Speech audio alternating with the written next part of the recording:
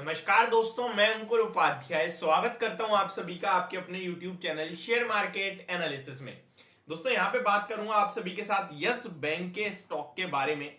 Stock में काफी बड़ी गिरावट देखने को मिल रही है आज के सेशन में। आपको ऑलमोस्ट स्टॉक 8.5% डाउन ट्रेड कर रहा है एंड मॉर्निंग में इनफैक्ट ये स्टॉक जो आपको गिरता हुआ दिखा था अराउंड 10% तक क्रैश हो गया था एंड अभी फाइनली स्टॉक कहीं ना कहीं थोड़ा सा रिबाउंड देता हुआ दिख रहा है एंड 8.5% डाउन ट्रेड कर रहा है 18 रुपीज के समथिंग लेवल्स पे।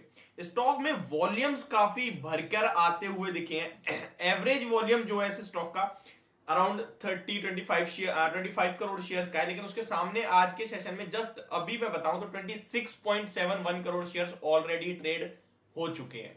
यानी कि जो पूरे दिन का एवरेज वॉल्यूम है उसके मुकाबले शुरुआती 2 घंटे में ही ट्रेड हो गए हैं। एक और इंटरेस्टिंग चीज बताऊं मैं आपको, तो फ्राइडे के सेशन में पूरे दिन में अराउंड 13 करोड़ शेयर्स ट्रेड हुए थे, जिसके सामने मंडे में 26.71 एनएससी की साइड पे अभी तक ट्रेड हो गए, यानी मंडे से तो डबल ज्यादा ट्रेड हो चुके हैं।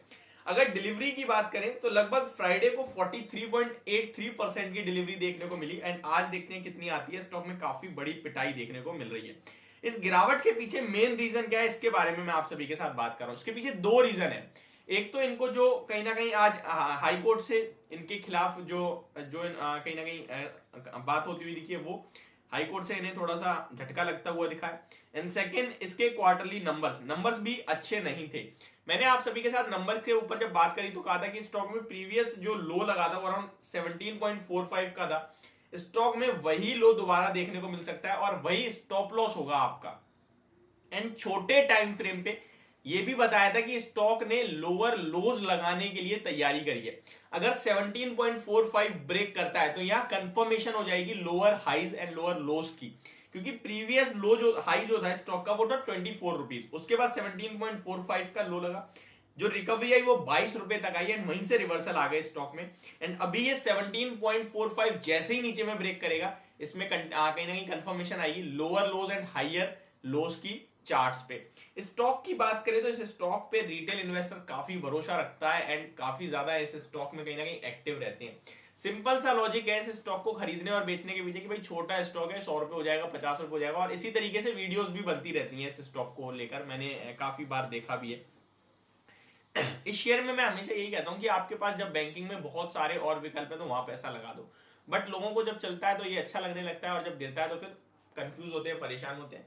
इस बैंक के फंडामेंटल्स भी मैंने आप सभी के साथ 2 बार शेयर करे हैं। जब ये स्टॉक ऊपर आ रहा था तब भी मैंने कहा था कि भाई कुछ अच्छा नहीं है ज्यादा, सब कुछ आपके साथ शेयर करा है। NIM, Kasa ratio, advance growth, जो भी मतलब एक बैंक के लिए एनपीए, जीएनपीए, अभी रिसेंटली इन्होंने अपने एनपीएस को सेल करा है जेसी फ्लावर के साथ, और वो जो सेलिंग हुई है ना उस पर भी विवाद खड़ा हुआ।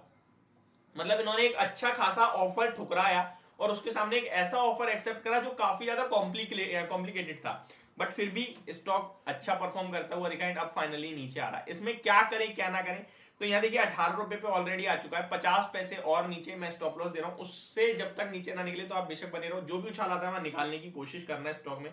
एंड स्टॉक की बात करें तो 20 रुपए 50 पैसे एक हडल के रूप में स्टॉक में सामने आएगा। जब तक 20.50 के लेवल्स के ऊपर स्टॉक क्लोजिंग नहीं दे देता तब तक मैं आपसे यही कहूंगा इस स्टॉक को अवॉइड और इग्नोर करने की राय होगी दोबारा से।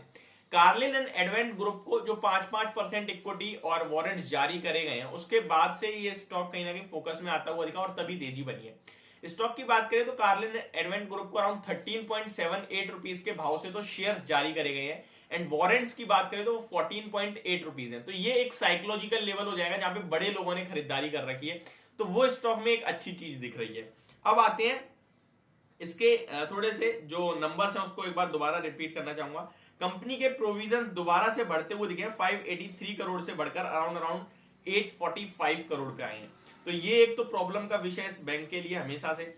नेट प्रॉफिट की बात करें तो वो काफी हैवीली गिरा था, मैंने आपको बताया भी था। एमके ग्लोबल के अगर जो अनुमान थे उनके हिसाब से देखो तो बहुत बुरी तरीके से गिरावट आई और बहुत बुरी तरह से गिरना चाहिए स्टॉक, बट मैंने ये भी कहा था कि शायद बैंकिंग सेक्टर को सपोर्ट दे तो इस स्टॉक को सपोर्ट मिल जाए, बट ये अपने हिसाब से चलता हुआ दिख रहा है, कोई सपोर्ट नहीं ले रहा। हालांकि बैंकिंग सेक्टर तो काफी अच्छा दिख रहा है। इस स्टॉक की बात करें तो 51 करोड़ रुपीस पे कंपनी ने प्रॉफिट पोस्ट करा है, और जो एमके ग्लोबल है उनकी जो एक्सपेक्टेशंस थी वो अराउंड 280 करोड़ के प्रॉफिट की थी, तो काफी बड़ी गिरावट है उनके एक्सपेक्टेशन के सामने। तो अगर कंपनी के खुद ईयर ऑन ईयर बेसिस पे बात करें तो 266 करोड़ से प्रॉफिट घटकर 51 करोड़ पे आता हुआ दिखा है। जीएनपीए एनपीए में काफी हैवी सुधार दिखा है, उसके पीछे का रीजन है क्योंकि इन्होंने अपने एनपीए बेचे हैं, आपको पता ही होगा।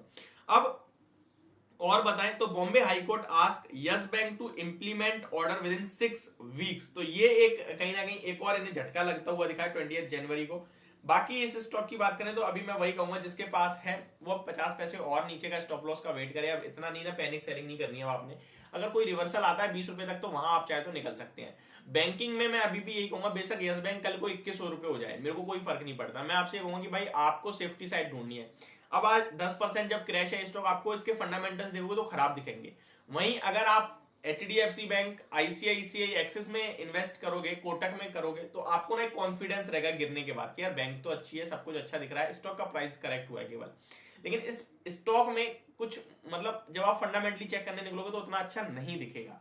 तो ओवरऑल मैं ये कहूंगा कि आपके पास अगर एक सेक्टर में कोई और अवेलेबल है अच्छी वैल्यूएशन, म्यूचुअल फंड देखिए वहां पे काफी एक्टिव रहते हैं, तो वहां आप निवेश कर सकते हैं। तो ये होगी मेरी वीडियो, होप आपको समझ पसंद दोनों आई होगी। Thank you so much for watching this video, have a great day guys.